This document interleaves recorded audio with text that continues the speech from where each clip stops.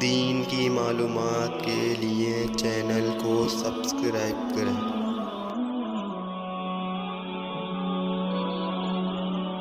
نحمدہ ونصلی علی رسولہ الکریم، اما بعد۔ محترم ناظرین کرام، السلام علیکم ورحمۃ اللہ وبرکاتہ۔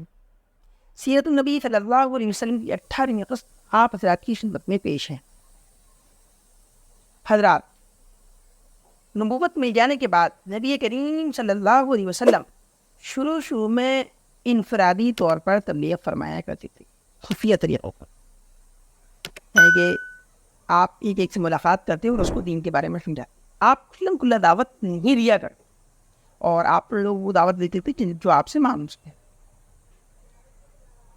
اس طرح سے بہت سارے لوگ آپ صلی اللہ علیہ وسلم کے ہاتھ پر ایمان لا چکے تھے۔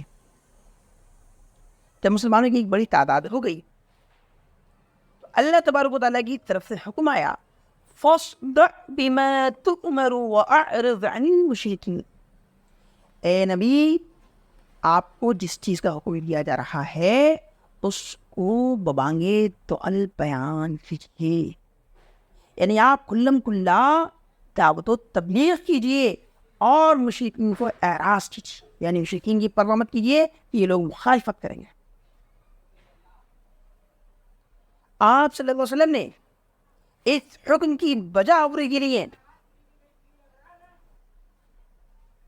صفا پہاڑ پر تشریف لے گئے، اور صفا پہاڑ پہ تشریف لے جا کر آپ نے جو کہتے ہیں تمام عرب کو جو ہے جمع کیا۔ آپ نے وہاں سے آواز لگائی، جس آواز پر جو ہے تمام عرب کے لوگ جمع ہو گئے۔ عرب کے اندر یہ رواج تھا کہ عرب میں اگر کوئی بڑا طوفان یا بڑی کوئی گھٹنا ہونے والی ہوتی تھی تو ایک شخص جو ہے جس کو اس واقعے کا علم ہوتا تھا وہ پہاڑ پہ چڑھ کے لوگوں کو جو ہے بلایا کرتا تھا اور لوگوں کو اس سے خبردار کیا۔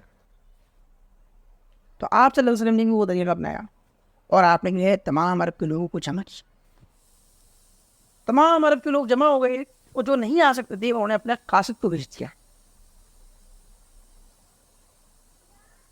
اور آپ صلی اللہ علیہ وسلم نے جو ہے کہتے ہیں لوگوں سے کہا کہ اگر میں تم سے یہ کہوں کہ پہاڑ کی اس طرف جس کو تم نہیں دیکھ رہے ہو میں دیکھ رہا ہوں، میں پہاڑ کے اس طرف بھی دیکھ رہا ہوں، اس طرف بھی دیکھ رہا ہوں، کہ پہاڑ کی اس طرف ایک لشکر ہے کہ تم پہ حملہ کرنے والا ہے،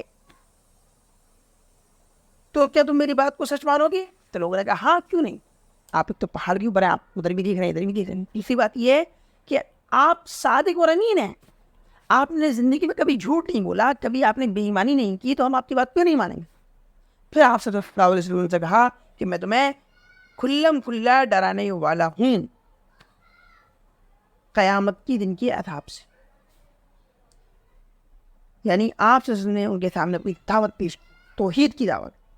بس آپ صلی اللہ علیہ وسلم کا جو کہتے ہیں یہ کہنا تھا کہ آپ صلی اللہ علیہ وسلم کا جو چچا تھا ابو لہب وہ بھپر گیا اور اس نے کہا تبت لک سائر اليوم لہذا جمعتنا، تیرا سارا دن برباد جائے، کیا اسی لیے ہمیں یہاں جمع کیا تھا؟ اور اس طرح سے جو کہتے ہیں پھر سارا من مجھے چھڑنے لگا۔ یہ ایک عظیم گستاخی تھی جو اس نے نبی کریم صلی اللہ علیہ وسلم کے ساتھ میں کی تھی۔ اللہ تبارک و تعالیٰ نے اس کی اس گستاخی کا جواب دینے کے لیے قرآن کریم کے اندر ایک پوری سورت نازل فرمائی۔ اس سورت میں اللہ تبارک و تعالیٰ نے کیا جواب دیا، ابو لہب کے بارے میں کیا کہا گیا، اس تعلق سے ہم اگلی ویڈیو میں انشاءاللہ گفتگو کریں گے۔ آپ لوگ ہمارے ساتھ بنے رہیں۔ وآخر دعوانا ان الحمد للہ رب العالمین۔